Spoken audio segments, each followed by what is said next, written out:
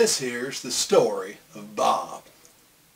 You know, sometimes late at night, while I'm fast asleep, just snoring into my pillow, my beard wakes up, crawls off my chin, and goes off in search of adventure.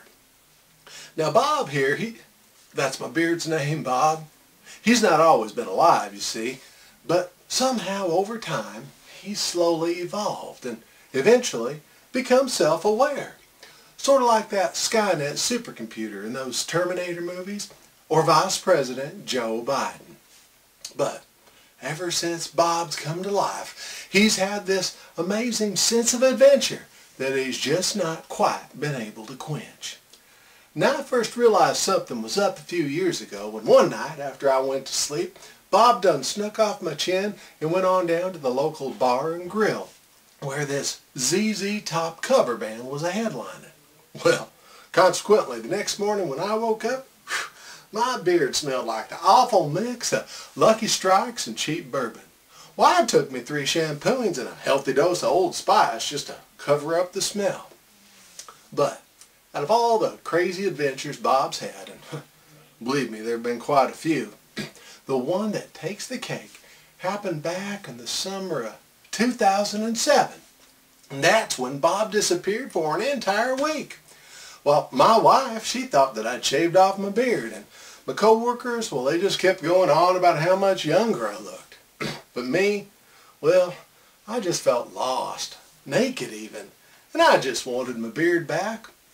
You see, what I didn't realize is that Bob had fallen whiskers over chin in love with this pretty little gray-haired sheepdog by the name of Gypsy. Yeah, every night after I go to sleep, Bob would sneak off my chin and meet Gypsy out at the back porch. And he'd climb up onto her neck and hold on to this big old fancy collar of hers, and off they would go. Why, they'd visit yard after yard, digging for moles here and chasing cats there and running through the woods. And then, early in the morning, Gypsy would drop Bob off back at the house, and he'd climb back up onto my sleeping chin before my morning alarm would sound. Yeah, I'd always wondered where them occasional fleas was coming from. But then, this one particular night, after Gypsy and Bob had been playing all night, Gypsy dropped Bob back off at the house, and Bob watched her trot off into the next yard. And then suddenly, these 2 mustaches appeared on either side of Bob. The one on the left, it looked sort of like a Tom Selleck mustache, while the one on his right looked a little bit more like a Sam Elliott style. While these mustache boys, they grabbed a hold of Bob, told him not to struggle, then a bright light came on and the trio vanished. Well, Bob, he came to 7 days later and found he was in this spaceship. He was in a brightly lit room, trapped inside of a glass tube that ran from the floor to the ceiling.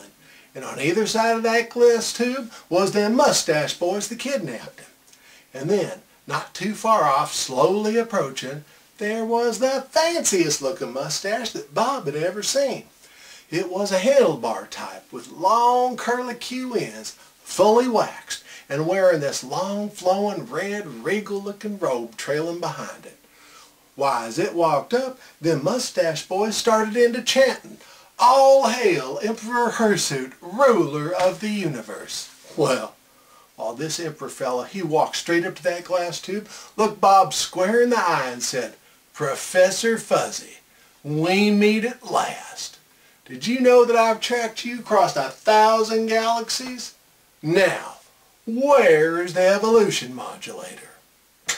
Well, Bob was confused. Evolution mod... Professor Fuzzy? Dude, I don't know what you're talking about. My name's Bob. Why, this made the emperor angry. "Insolence," he said. "But very well, Professor. I have other ways of obtaining this information. Release the Cuban." And at his command, this big old hole opened up above Bob's glass tube, and the tip of a big old cigar appeared. And at its very end, there was a big red-hot glowing ember just getting ready to drop straight on top of Bob's head. Well, Bob, he cried out in fear, and the emperor, he began to laugh like evil emperors laugh. And them mustache boys, well, they just kept on there chanting. But suddenly, a huge explosion rocked the spaceship, and Bob heard sounds of weapon fire and saw smoke. And this red laser beam tore through the air, going straight through Bob's glass tube, just shattering it to a million tiny bits. Bob, he stumbled back out of that tube just as the red-hot glowing ember from that cigar dropped a sizzling on the spot where he stood. Whew. Bob, he looked up, and through the smoke, he saw Mr. T. "I pity the fool that steals a man's beard," said Mr. T. And in his left fist, he was holding them mustache boys. And then Mr. T's right, he had a good hold on Emperor Hirsute himself, who was complaining mighty loudly, mind you. But then, standing right next to Mr. T, was Gypsy. Oh, well, to Bob, she looked like a big old shaggy savior, just standing there all proud and heroic like. And out of the side of that fancy collar she wore was a laser gun with a smoking barrel. "Gypsy," Bob said, "boy, am I glad to see you. What the heck is going on?" Well, Gypsy explained to Bob that she was a visiting scientist from her home planet of Mongrel, and she'd been on Earth for quite a few years, field testing her new invention, the evolution modulator. Mr. T was a top agent from her planet's government that was sent along to protect her.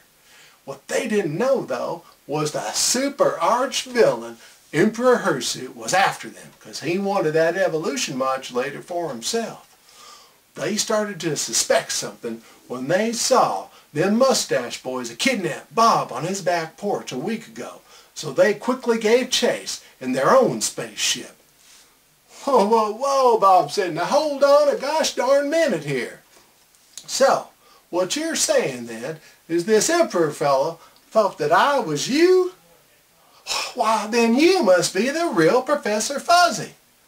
Gypsy nodded her head. "Well, so Gypsy, tell me then, does this evolution invention thingy of yours, does it really work?" Well, at that, Gypsy laughed. "Bob," she said, "how do you think you came to be?" Well, Mr. T flew the Emperor and the mustache boys back to his home planet for trial, while Gypsy took Bob back to Earth, where they said their tearful goodbyes. And then Bob, he crawled back up onto my sleeping chin before I ever was none the wiser. Well, ever since that night, Bob's never gone off on any more adventures. But you know what? Every once in a while, I'll wake up in the middle of the night and see Bob standing there on my windowsill, gazing longingly up at the stars.